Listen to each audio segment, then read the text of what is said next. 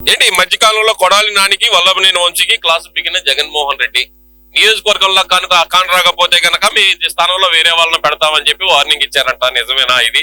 ఒకవేళ అందుకనైనా వల్లభనేని వంశీ ఈ మధ్యకాలంలో గ్రౌండ్ లోకి దిగుతున్నాడు త్వరపడి, ఏంటంటారు కారణం? నువ్వు వల్లభనేని వంశీని కొడాలి నానిని జగన్మోహన్ రెడ్డి తిట్టింది వార్తల్లో చదివి నువ్వు చెబుతున్నావు. ఇది అందరు చెప్పేదనా? ప్రశ్నలోనే వెరైటీ ఉండాలా? అసలు జరిగింది చెబుతా. ఈయన వల్లభనేని వంశీ కొడాలి నాని అన్నారంట. ఎందుకు తిరగాలయ్యా? నువ్వేమన్నా తిరుగుతున్నావు ఆంధ్రాలో? తెల్లారు అయితే బెంగళూరులో ఉంటున్నావు, యలహంక ప్యాలెస్ లో అలిగిపోయి మాట్లాడితే తాడేపల్లి వస్తే దిగులు పడుతున్నావు, బెంగళూరు మీద బెంగ పెట్టుకుంటున్నావు, మాట్లాడితే పోయి ఆడ పడుకుంటున్నావు. నువ్వు తిరగని కాడికి మేము తిరిగేది ఎందుకని అన్నారని దాన్ని వార్త ఇడు తిప్పారు. అసలు వార్త ఇది. ఓరే స్వామి, నువ్వే పారిపోయి తిరుగుతుంటే మేమన్నా ఊళ్ళో ఉన్నాము, నువ్వు ఏడుంటున్నావు నాయన? మొన్నేమో లండన్ పోయి వచ్చావు, మందులకులే అనుకున్నావు.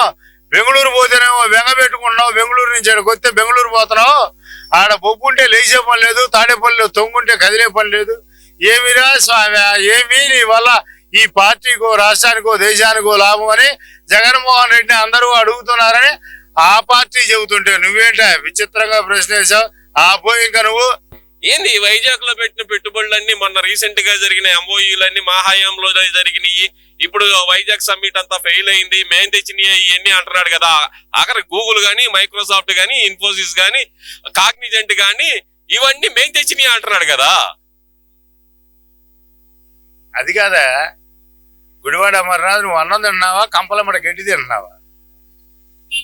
కొంచెమన్నా సిగ్గు, శరం, మానం, మర్యాద, లజ్జ ఏం పెట్టలేదా ఈ భగవంతుడు నీకు? కనీసం నువ్వు నేర్చుకున్న రాజకీయ తరగతుల్లో కూడా ఎవరు నేర్పలేదా?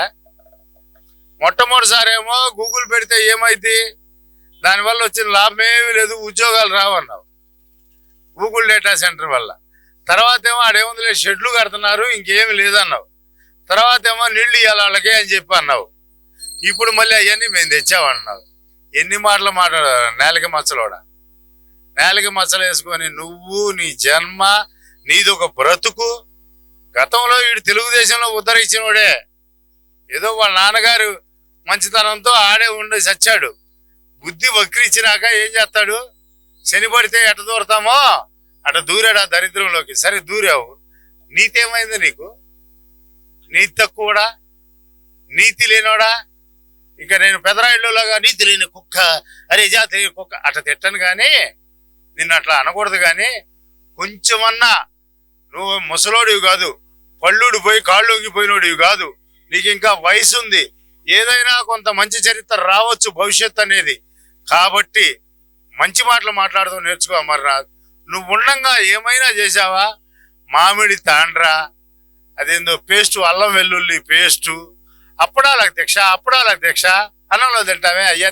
అసలు నువ్వు చెప్పిన వివరాలు, పచ్చళ్ళు ఏంటి? అసలు ఆ ఎంఓయూలు ఏంటి, ఈ ఎంఓయూలు ఏంటి? లక్షల కోట్ల ఎంఓయూలు. అది వింటుంటే మనసులు పులకరించిపోయి పిల్లల్ని ఇంకా చదివించాలి, ఇంకా చదివించాలి, ఇంకా ఎక్కువ ఎక్కువ కోర్సులు నేర్పాలని మళ్ళీ పట్టుదల వస్తుందా సామాన్య ప్రజలు కూడా. ఈరోజు ముఠా కార్మికులు సైతం, రిక్షా కార్మికులు సైతం, ఫ్యాక్టరీ కార్మికులు సైతం ప్రతి ఒక్కళ్ళు నా బిడ్డ బాగా చదివి గొప్ప ఉద్యోగస్తులు అవ్వాలి, ఆఫీసర్ అవ్వాలి, మంచి స్థాయికి వెళ్ళాలని ఎదురు చూస్తున్నారంటే ఈ వచ్చే పెట్టుబడులు చూసారా? తప్పుటోడా. కొంచెమన్నా సిగ్గు పెట్టించుకో దేవుడిని అడిగి, లేకపోతే మీ ఇంట్లో ఆడవాళ్ళని అడుగు. నేను మాట్లాడింది మంచిదేనా అని తంతారు. నేను ఎందుకో చెప్పమంటావా? ఆమె తన బిడ్డను బ్రహ్మాండంగా చదివిస్తుందిరా, నువ్వు గాలికి తిరుగుతున్నా కూడా. వాళ్ళకి మంచి ఉద్యోగాలను వస్తే నీలా గాలిడు కాకూడదని. ఎట్లా తయారయ్యో అమర్నాథ్. దీని గురించి పేరు అమర్నాథ్, ఏం పేరు రా స్వామి? ఏందిరా నువ్వు చేసేది? చెయ్యి, నీది ఓ బతుకేనా? కుక్క బతుకుతుంది, నువ్వు బతుకుతున్నావు. ఊరకు అదేమో అన్నం పెట్టేవాడికి జాలిగా చూసింది, నువ్వేమో ఆ జగన్మోహన్ రెడ్డి దగ్గర జాలిగా చూసి ఆయన చిరునవ్వు కోసం నువ్వు ఎదురు చూస్తున్నావు. చెయ్యి. అన్న నమస్తే. కూటమి ప్రభుత్వం అధికారంలోకి వచ్చి 15 నెలల కాలం అయింది. ఎలా ఉందంటారు ఈ 15 నెలల పాలన అనేది? కూటమి ప్రభుత్వం వచ్చిన 15 నెలల్లో ప్రజలు సుఖ సంతోషాలతో జీవనం గడుపుతున్నారు. రాక్షస పాలన వదిలింది. మాకు ఈ రోజు నుంచి మంచి జరుగుతుంది, మేము ఇంకా ముందుకు వెళ్తాము, చాలా అభివృద్ధి మాకు జరిగిద్ది అనే ఒక ఆశతో ముందుకెళ్తున్నారు. ప్రజల్లో ఒక విశ్వాసం ఏర్పడింది. కూటమి ప్రభుత్వం వల్ల ప్రజల్లో ఒక మంచి ఆత్మవిశ్వాసం ఏర్పడింది. మాకు కూటమి ప్రభుత్వం వచ్చిన తర్వాత మాకు చాలా మేలు జరుగుతుంది, మాకు ఇబ్బంది లేకుండా నడుస్తుంది. అని ఆ మాట అంటున్నారు మీరు. అసలుకి కూటమి ప్రభుత్వం వచ్చిన తర్వాత ప్రజలందరూ సంతోషంగా లేరు, ప్రజలందరూ ఇబ్బంది పడుతున్నారు, ఒక సంక్షేమ పథకం కూడా అందకుండా అంటున్నారు కదన్న. మరి అవన్నీ తప్పుడు సమాచారం, తప్పుడు మాటలు, గిట్టని వారు ప్రచారం చేయడం తప్పితే దానిలో ఏ విషయం అనేది లేదు. ఎందుకంటే కూటమి ప్రభుత్వం వచ్చిన కాడి నుంచి ప్రజలు సుఖ సంతోషాలతో ఉన్నారు. ఇప్పుడు పింఛన్లు కూడా సగానికి సగం పెంచి పింఛన్లు కూడా పాపం ఇంటింటికి తీసుకెళ్ళి ప్రతి నెల ఫస్ట్ 1వ తారీఖే తీసుకెళ్ళి ఇంటికి ఇవ్వటం కూడా అది గర్వకారణంగా ఉంది కూటమి ప్రభుత్వానికి. అది చాలా ప్లస్ పాయింట్. అన్ని పథకాలు కూడా పెట్టి కూటమి ప్రభుత్వాన్ని ముందుకు నడిపిస్తున్న మన ముఖ్యమంత్రి గౌరవనీయులు మాన్యశ్రీ చంద్రబాబు నాయుడు గారికి ధన్యవాదాలు తెలుపుకోవాలి. ఏడన్నా అసలు పూర్తిగా దాచుకోవటం, పంచుకోవటం, తినుకోవటం అనే నినాదంతో ఈ కూటమి ప్రభుత్వం నడుస్తుంది. మొత్తం దోపిడీ నడుస్తుంది తప్పితే సంక్షేమం, అభివృద్ధి రెండూ లేవంటున్నారు కదన్నా. అది గిట్టని వారి మాటలు మాట్లాడుతున్నారు, అవి చేతగాని మాటలు మాట్లాడుతున్నారు. ఆ విధంగా లేదు. దాచుకుంటాం, తినుకుంటాం ఇవన్నీ వైసీపీ ప్రభుత్వంలో జరిగిందే కానీ కూటమి ప్రభుత్వంలో అట్లాంటి పనులనేది జరగట్లేదు.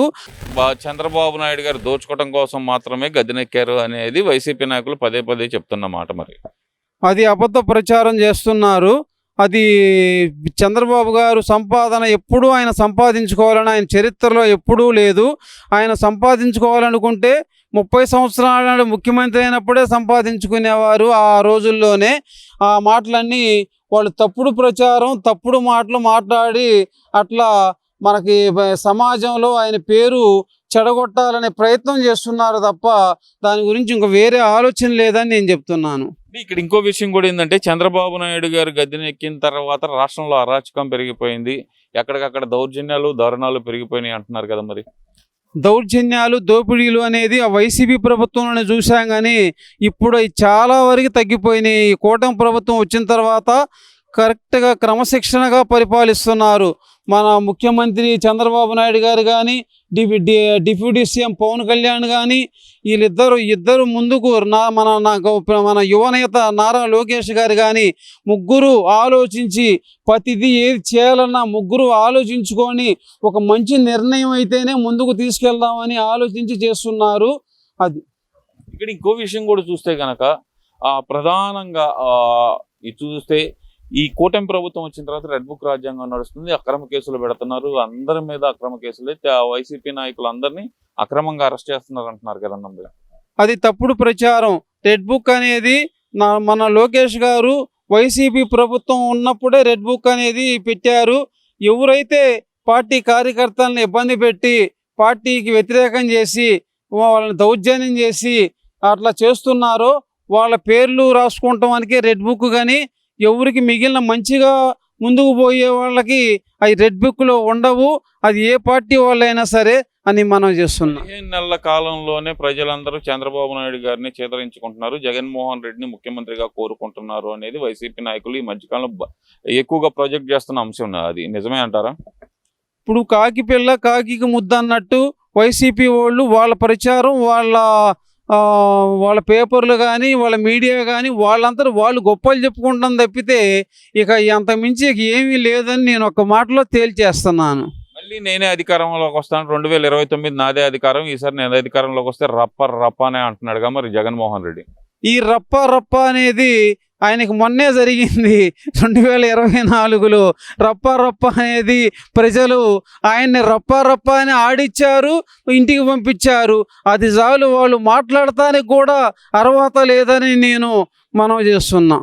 ఎందువల్ల అంటారు ఇదంతా? అసలు ఎందువల్ల రాలేడు అంటారు జగన్మోహన్ రెడ్డి అధికారంలోకి? జగన్మోహన్ రెడ్డి మంచి చేస్తాడని ప్రజలు నమ్మారు, విశ్వసించారు. కానీ ఆయన వచ్చిన 5 సంవత్సరాల పరిపాలన రాక్షసులన్నా ఇంకా బాగా మంచిగా చేస్తారేమో కానీ జగన్మోహన్ రెడ్డి అంతకన్నా దారుణంగా పరిపాలన చేశాడని ప్రజల్లో ఒక బలంగా గుండెల్లో నాటుకుపోయిందని నేను మనవి చేస్తున్నా.